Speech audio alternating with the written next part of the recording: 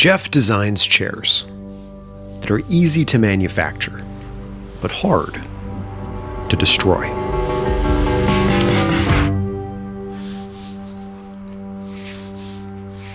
Well, this chair came about, I basically had a part in my shop that was that radius. I never really sketch a full concept when it comes to seating. I just sort of focus on details, and I've already convinced myself I'm going to be making this prototype, and I can go into my shop and build a chair and go from there. A chair in a restaurant needs to do a lot of things. It has to fit everyone that sits in it, survive daily wear and tear, and look good doing it. It needs to match the restaurant's vibe and still be affordable enough to buy in bulk. Comfort, durability, style, scalability. These are some of the pillars of industrial design. And few products need them to be as sturdy as a chair in a restaurant. Geof Lilge has spent decades tackling these challenges. From crafting handmade pieces to designing for large-scale production, his chairs have made their way into cafes and restaurants and offices around the world. So how do you design a chair for hospitality? And how do you get it into spaces around the globe? Let's get into it. This is CBC On Design. It's always thrilling to see your work out in the wild, I guess. Our furniture was on Saturday Night Live. It was on The Tonight Show, Friends. It was in a Will Smith movie, I, Robot. And Will Smith threw a stool through a window. And it actually bounced off the window and broke when they first tried it. And then they bolted the seat back on and did it again. The gym stool, which is a variation of one of the Division 12 stools that we have in our collection. Geof's design career, starting with his collaborations in the 90s under the banner of Pure Design, has seen his work show up in a lot of unique places. More recently, under the name Division 12, Geof took on the complex design problem of creating seating for the demanding conditions of cafes, bars, and restaurants. If you live in North America, there's a decent chance you've sat on one of his chairs. So what does it take to survive that much traffic? And how does Geof approach the design challenge?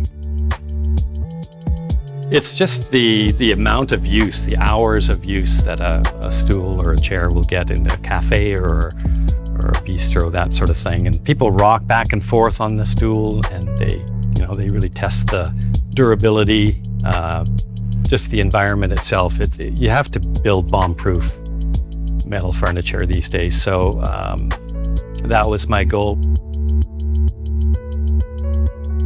Well, the whole Division 12 collection is tube steel frame, which is extremely durable, bomb-proof, and will last ideally decades. So a wood chair in this format with minimal structure to it would be very challenged in the commercial space. So it basically comes down to durability. Durability is at the core of Geof's approach to his new collection. But how does a design go from an idea in his head to something people can touch and feel and even sit on? Well, I was fortunate and strategic enough, I guess. There was some work in finding this space, but I found an abandoned chair factory that was shuttered after a fire. Every town in North America probably has a little chair factory that makes chairs for bingo halls and pancake shops and schools, and like just a generic tube metal furniture factory that just pumps out durable bar seating, right? So every town has that. You just have to find it. And I just went to the old location, found out who the landlord was. He inherited the equipment from the old factory, and it was sitting there, and he wanted me to come and take a look. And so we went in the middle of January, looked at this space, and it was all there. They had just basically turned the lights out, and all the equipment was there. All I needed to do was buy a couple of tanks of MIG gas, and I was ready to start making prototypes.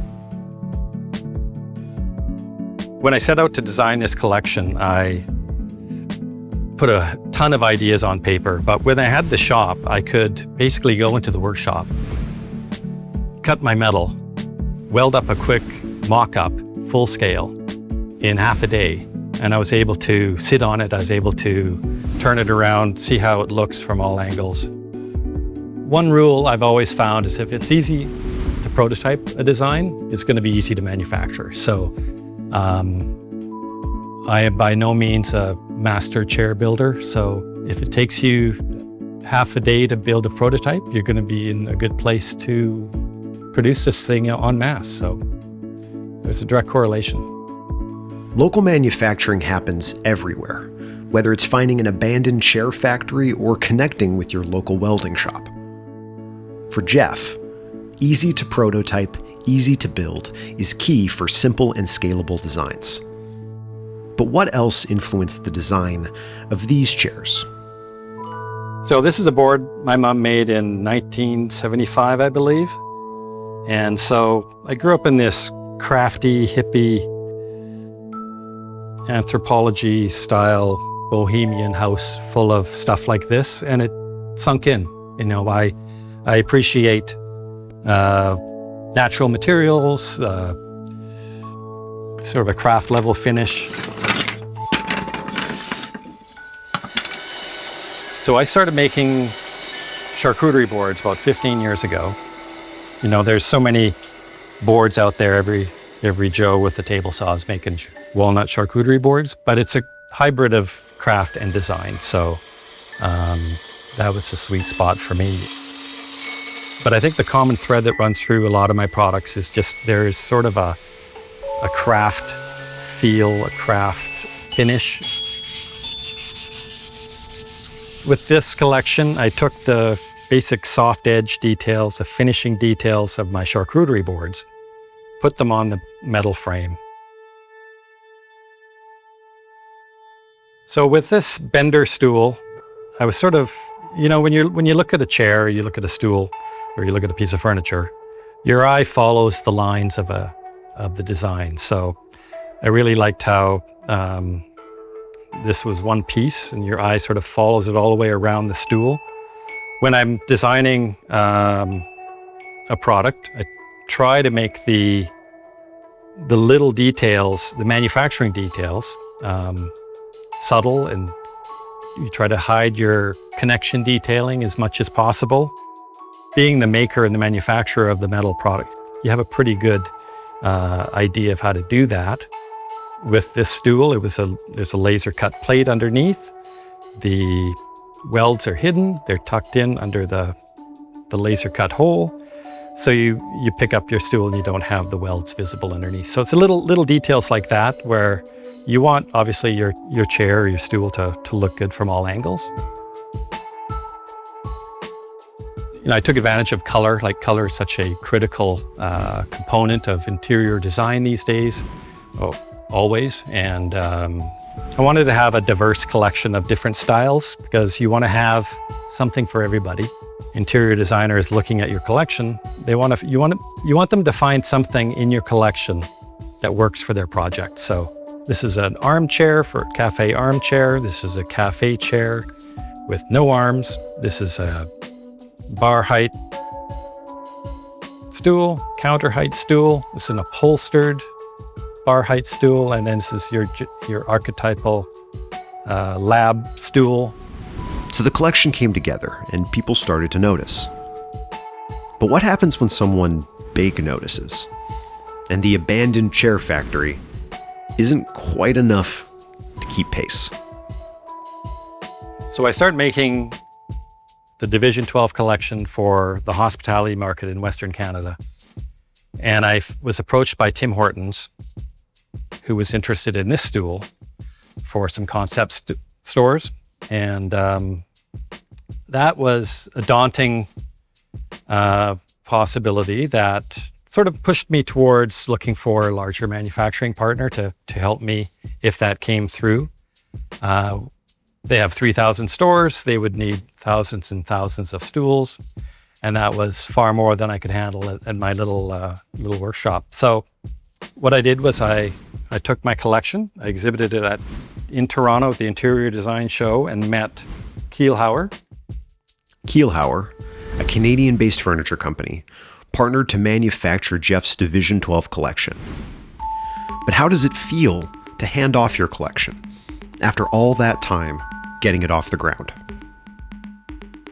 It is bittersweet in a way that this was my baby, this whole collection, and I put my heart and soul into it. But it's in good hands, great hands, and I'm lucky that I'm part of that world now. The contract furniture world is such a huge industry in North America that I'm glad the collection's a little part of it. For many industrial designers, forming this sort of relationship is a natural next step and can even be an end goal. But whatever became of the Tim Hortons stool? So at the end of the day, Tim Hortons puts these in 6 concept stores. A month later, they get a new design director, and they're switching gears again. So it didn't work out to outfit the whole country in this stool, but the end result was it ended up with Kielhauer, which was perfect. Well, with the Bender, these are in the Twitch offices in New York, Snapchat as well. So some of the tech firms have obviously gone for a little bit of color in their cafe spaces, I guess you would say. So these have all been popular with that techie market. From movie cameos to magazine covers to your local cafe, Geof has been quietly designing and manufacturing objects to withstand the rugged demands of the world around us. And next time you're stopping by your favorite coffee shop, bar, or restaurant, keep an eye out. It might just be one of Geof's that you're spilling on. So what happens after you send your design out into the world? And what design philosophy does Geof carry with him from project to project? Well, I seem to go through cycles of different materials that I'm working with at any given time. And so it's metal, it's wood, it's metal again, and it's wood again. So I did some porcelain projects back in the day. I've done some ceramic tiles. So right now I've got this small little wood shop, and so I've been making some small little wood prototypes. Nothing too crazy about them. They're just little sculptures. I've tried to develop a sense of style over the past 25 years or so, where people aren't going to look at something and say, "Oh, that's Geof Lilge designed that." It's not that exactly. It's more of a personal guide in terms of, well, I want it to work with my unique internal set of visual cues and language, and I love symmetry. I love soft, minimal radiuses. I mean, I have my own sort of personal visual language that I've been developing. It's not too aggressive in terms of design, and it's timeless in terms of its functionality and simpleness. Simple design is good design, and try to keep things simple. While Geof designs a variety of different kinds of products, his easy-to-prototype, easy-to-build philosophy and focus on smooth and colorful finishes and durability are how he took his collection from that abandoned share factory to your neighborhood cafe.